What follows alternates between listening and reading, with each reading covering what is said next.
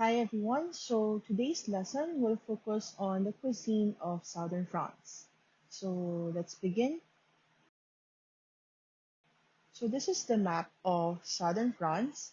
As you see, there's a lot of different regions also, and the borders of these regions are the following. So you have Italy on the east. On the south, you'll see the Mediterranean Sea, and on the west, you'll find, or the southwest, sorry, you'll find Spain. So the following regions that we will be discussing are Rhone Alps. So Rhone Alps would be this area where you'd find Lyon, and then we'll just also discuss Provence here, and then you have Languedoc-Roussillon on this side, and then you have Aquitaine. Aquitaine is very important because there's two regions that we were discussing. There's Périgord and Bordeaux. And then you have the French Basque Country. So, if you do remember our discussion before, I mentioned French Basque. So, French Basque Country is a small area that borders both Spain and France. So, it borders the southwest of, or it is located in the southwest of France and very, very near Spain. And then, lastly, you'll have Corsica. So, this is Corsica. So, it's a separate island, quite a small island, right at the smack of the Mediterranean Sea.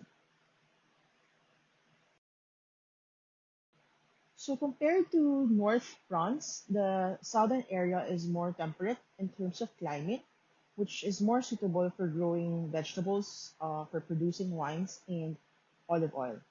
So the area also uses a lot of seafood items in their dishes as it has direct access to the Mediterranean Sea, especially in the province of Saint-Tropez and the Provence region.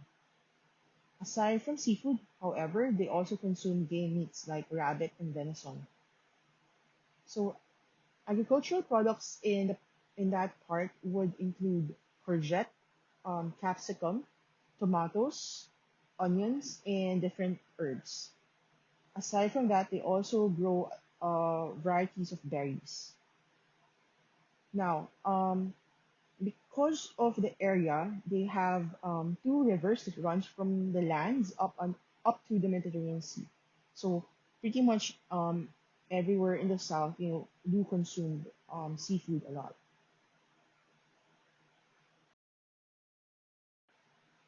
So southern France is also known to be one of the greater wine producing regions in the world, especially in the Bordeaux region. It is said that a Bordeaux wine could rival a Burgundy.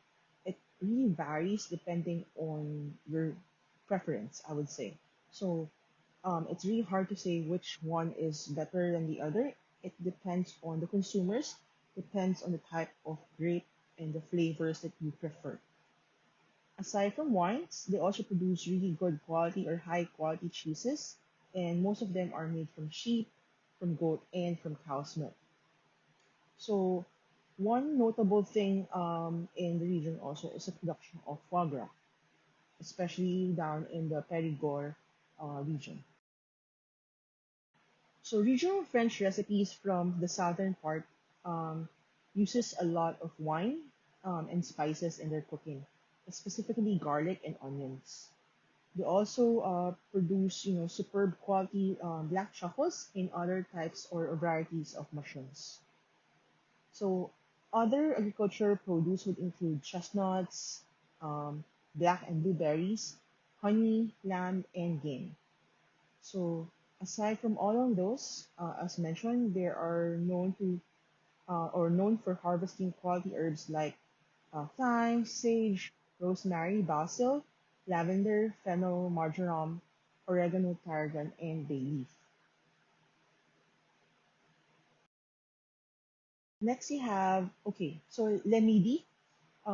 This is the area that makes up of what the French would refer to as Le Midi, so the south, that's the whole southern part.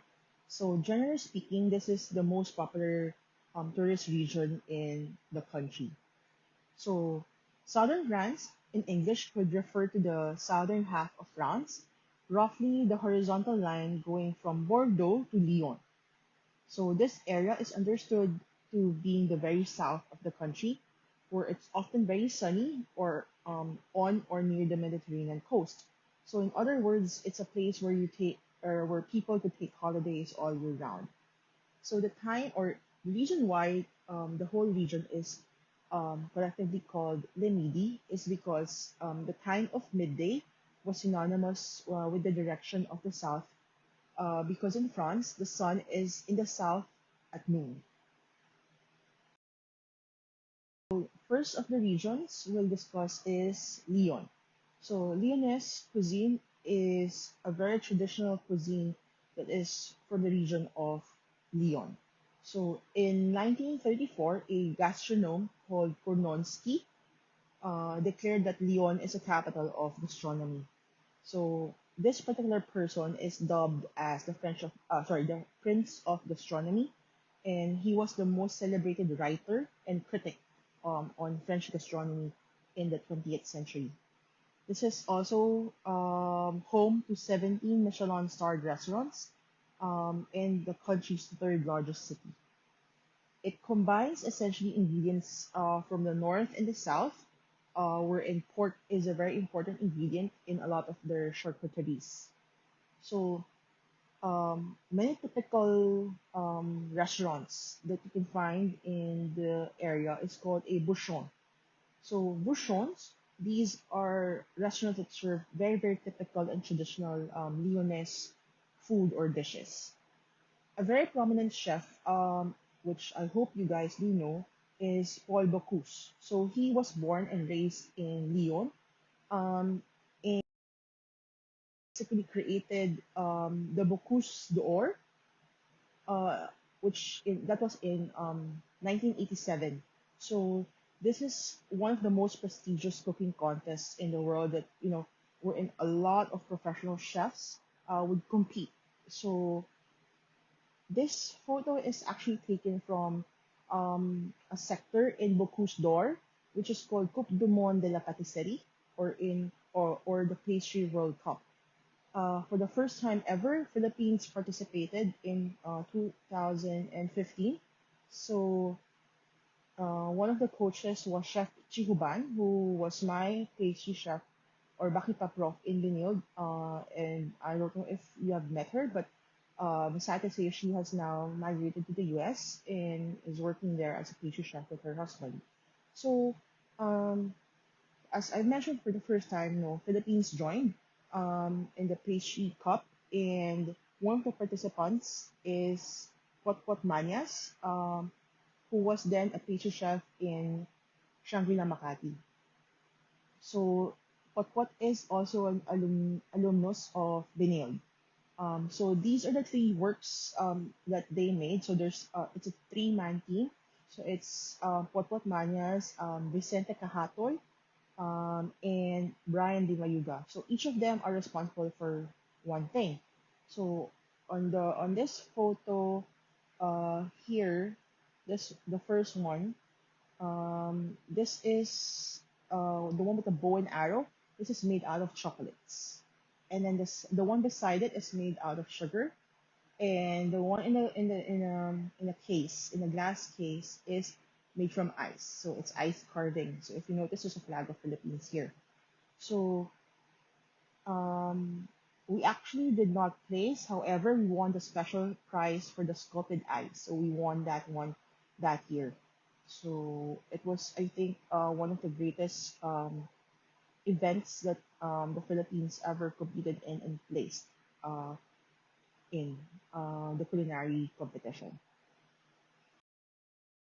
So some dishes or some traditional Leonese food would be nantua. So nantua sauce is a derivative of a bechamel that uses crayfish butter traditionally or shrimp butter if you would prefer to use that. So it's a sauce that is often served with seafood or traditionally quenelles. So seafood quenelles as the one in the photo, which is very much common in Lyon. So you can use different types of fish in making those quenelles. Next, you have a salade lyonnaise. So a salade lyonnaise is a traditional salad from obviously the region. It's just made up of very simple ingredients like your fresh lettuce, lardons, croutons, and there has to be a poached egg on top. Next, we have a boudin. So boudin generally means sausages. So it could be a lot of different types of sausages. So you can identify it by adding, a word or two maybe. So for in this case, you have a boudin noir or a black pudding. So that is the photo on your left. So it's, as mentioned, blood. So it's used in making this type of sausage. So the white specks are essentially fat or pork fat. And then you have boudin blanc, or this is the white sausage. So these are your fine textured white sausage that uses either pork, veal, or chicken, or sometimes they do mix um, some of these meats. And then milk or cream is added into the mixture. Kaya white yung color niya. Next is Bordeaux. So, as mentioned, Bordeaux is one of the world's major wine industry centers, and their cuisine, or a Bordelaise cuisine, is firmly tied to the local terroir. So, terroir is a word that means land. Okay, so they associate wine and gastronomy together and are essential part of the local heritage.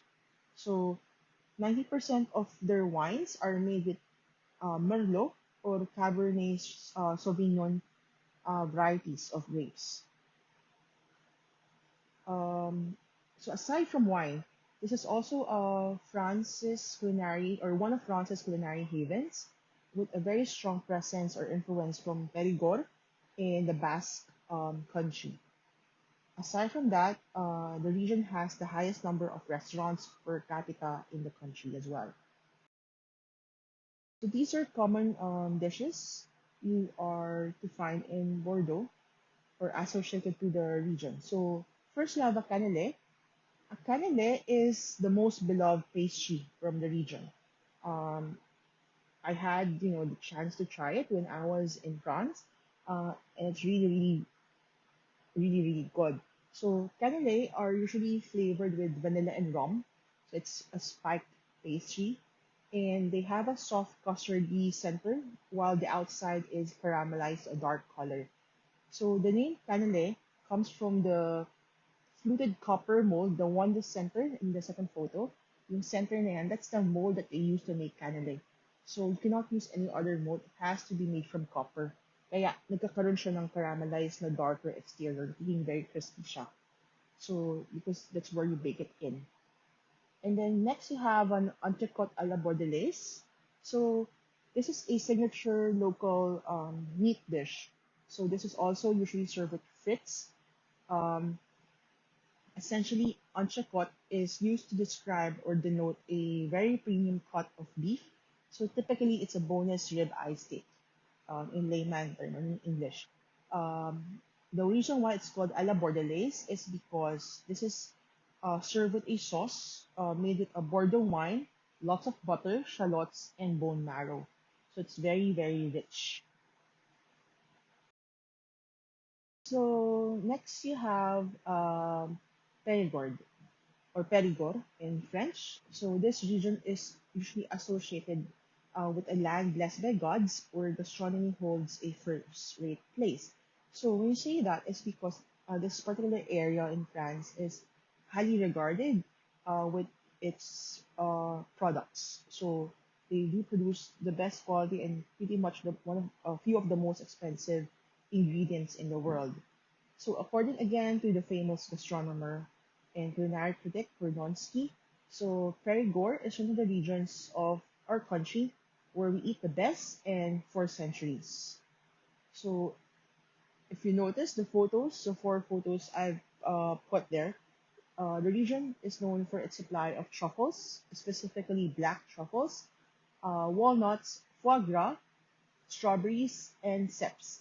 So ceps are mushroom. Another word or another term for ceps would be your porcini mushroom.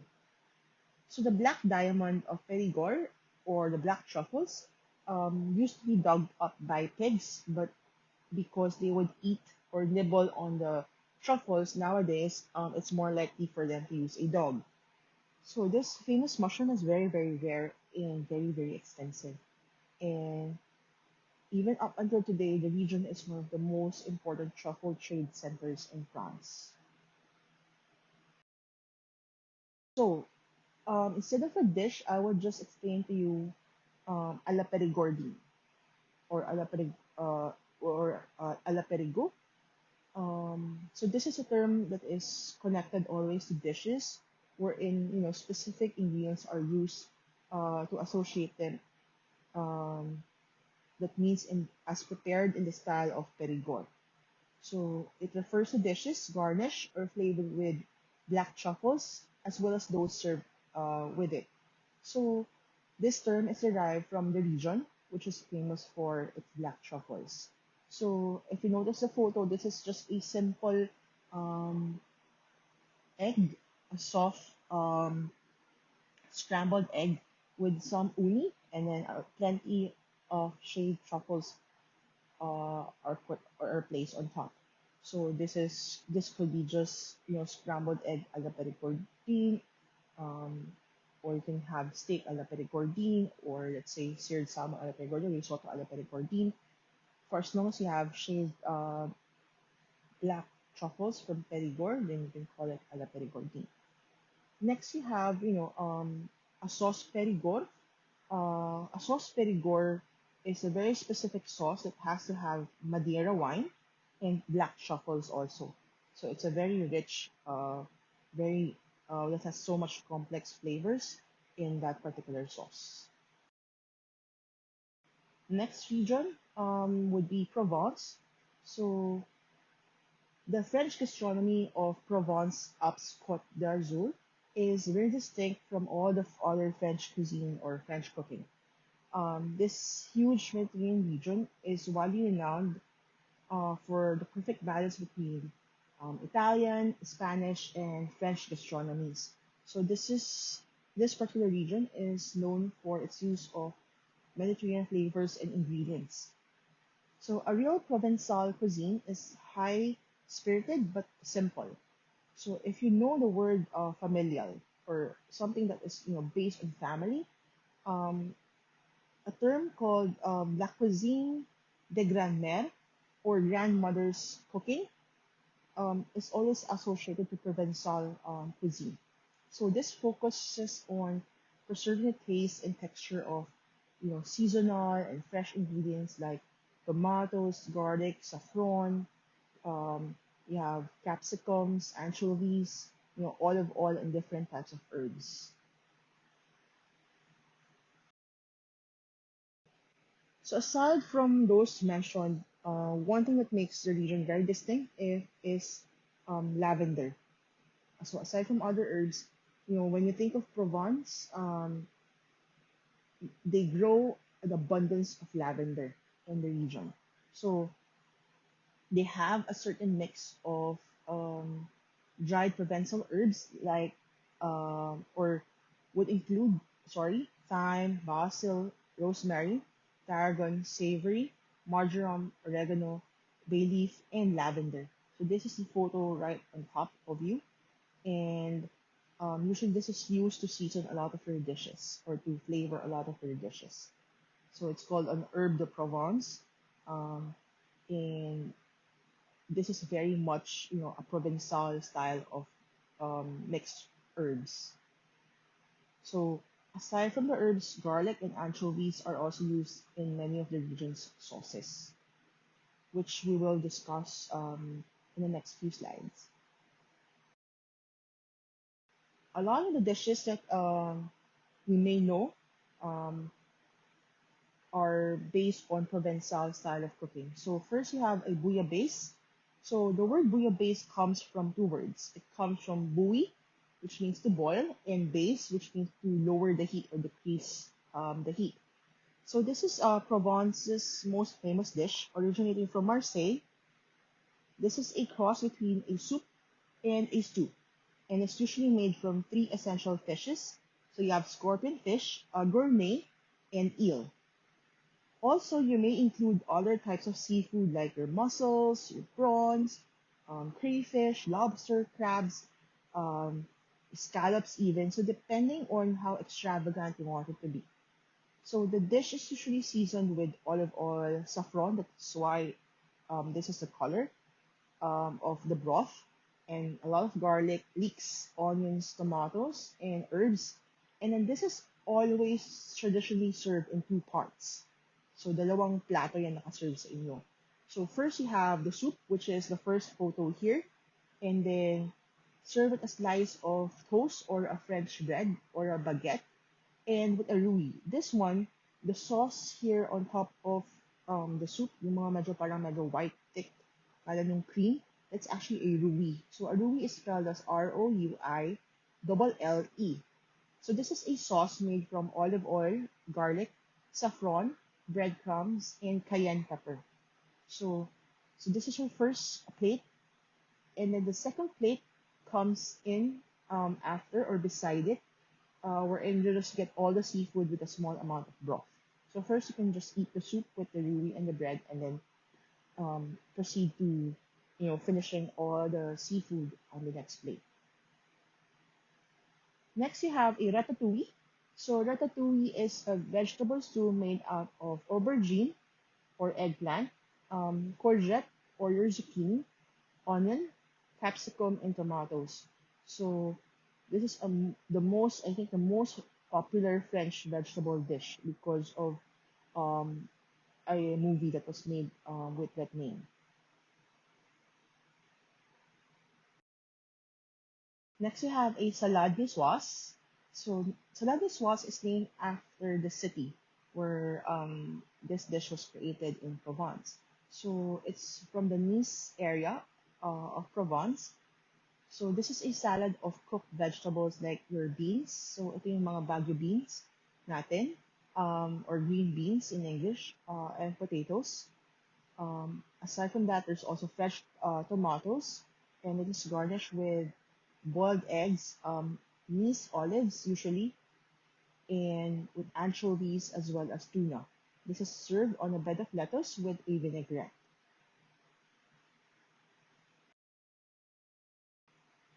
Next, you have an aioli. So aioli is a mayonnaise-based sauce um, made with garlic, olive oil, and salt. The second one is a tapenade. So the term tapenade comes from tapeno, which means capers. So this is a dip essentially made with olives and capers, crushed into a paste, and then mixed with olive oil and lemon juice. So a tapenade is often served on a toast as an aperitif. So next you have the Basque or the French Basque Country. So this is nestled in Spain's northernmost region and just lying below France's southern or southwestern border. So the Basque Country can be seen like an enigma for a lot of people. Um, this is actually one of the places I would want to visit when the pandemic's over, and when I get to travel to Europe again. So the cuisine is wide range and varied. So traditional cooking is based on the use of quality products and simple preparation. So a lot of the roots is based on their local tradition, where seafood also plays a special part. So as mentioned, because it borders Spain and France, the cuisine is a mix of both as well. Um, One of the most distinctively local is pinchos. So pinchos is similar to tapas in Spain or small. These are basically small bites of food. What sets it apart is that it is always served or utilized as a slice of bread and topped with other ingredients, as seen on this photo. So the reason why it's called pinchos because it's often served with a skewer or toothpick on top, like the one in the second photo. So the bread would serve like as a base or for you to hold on to as you bite onto the dish. So pinchos are not served with utensils, so you eat it with your hands. And then you have the last country, or sorry, the last region of Corsica. So this region is mostly influenced by Italy. As you remember, ito yung small island separate from the whole country of France. So in Corsica also, pigs and boars or wild boars would provide much of the protein for a lot of their dishes, and this is often served with polenta, which is a cooked cornmeal. This is the one in the top photo, or pasta. So a specific cheese called brosciu is made from ewe's milk. So this is ewe's meaning sheep's milk, and this is mixed with whey. Brosciu is also known as a poor man's cheese because this is not made out of pure milk. So this is a type of cheese that is similar to a ricotta. They have very similar flavor and texture, and are used or is used in plenties of savory and sweet dishes like omelette, stews, and pastries as well. One specific dish that is very Corsican is called estofato. Estofato is of Italian origin. This is a classic stew wherein the sauce or this dish is served over pasta. So it's unlike the one that is common in France. If you remember, puro silang frites or French fries. This one is served over pasta naman. So next you have, or next we will discuss the traditional dishes of the south of France. So we'll just do it collectively instead of just identifying it per region, since different parts of the region would eat or would make their own version of these items. So first you have a cassoulet. Cassoulet is a hearty stew made of white beans. So that is the most important part of a cassoulet. You gotta have white beans. So aside from the beans, people can add different varieties of meats. So you can have duck, lardons, pork, the sausages, even lamb or goose or chicken. So it depends on your preference kung anong klaseng gusto niyo. And then, so sausages also you can mix varieties of sausages. You can do, boudin rouge, which is a red sausage with boudin noir or boudin blanc, depending on your preference. However, the beans are the most important part of the dish. This is the backbone of the dish. Without the beans, it's not a cassoulet. Next, you have a gratin dauphinois. So these are your potatoes that are sliced very thinly and evenly. And this is cooked with garlic and cream. So the most authentic gratin dauphinois would never contain cheese. However, there are some notable chefs like Escoffier that would include a Gruyere cheese and eggs. So gratin dauphinois is usually baked in the oven until gratinated. Kaya siya tinatawag na gratin. Kasi kailangan nagkaroon ng browning sa top before you serve it to the guest. Next, we have beverages. So, cognac. If you remember, cognac is a place found in one of the regions of south of France. So, it's also a beverage, a liquor. So, this is a type of brandy produced from distilled white wine, so from grape. So this is from the town of Cognac in France. That's why it's named after the town where they produce this particular brandy. So it's also known as l'eau de vie or the water of life. So for those who have enjoyed cognac or whose parents do enjoy a glass of cognac every now and then, like my father does, there's there are three very popular brands or manufacturers of cognac. You have Martel, that is the oldest manufacturer. Hennessy is the largest distiller of cognac, and then you have Remy Martin. Now, um, unlike wines, wherein the cognac is named after the grape that they use, like Pinot Noir or Merlot or Chardonnay, the cognac is graded or is identified or labeled depending on how long they are aged. So they have VS, which means very special. That's the youngest one. And then VSOP, or very special old pale. And then XO. So XO is the pinaka, as they would say, the top tier of all the cognacs. So that means extra old. It's been aged the longest in the barrel before they are bottled up and sold. So a cognac is usually about 40% alcohol by volume. So it's very, very strong. And next we have pastis. So pastis is a very, very distinct type of um, liquor or spirit. So it's an anise flavored spirit and usually served as an aperitif. It's between 40 to 45% alcohol by volume. So a pastis is generally like white in color, para siyang gin. However, this is always served over ice, and when the liquid interacts with the water, as the ice would melt, the oil in the drink that is derived from the anise seed becomes cloudy, and then it makes the drink milky or parang medyo yellowish or off-white in color. So mostly sa may southeastern part, sa may Marseille, they love their pastis. So this creator of pastis is known as Paul Ricard. Kaya if you notice the bottle, it's named as Ricard because it's named after the creator. So ends our do have questions, please do post them on the Mojo discussion forum. If it's urgent, please just chat me up on the Big Sky chat box that's on the upper corner of your Big Sky, or you can email me as well. Um, hopefully you do take down notes. Sorry, hopefully you do took down notes and go through the discussions before you proceed to your exam or your quiz.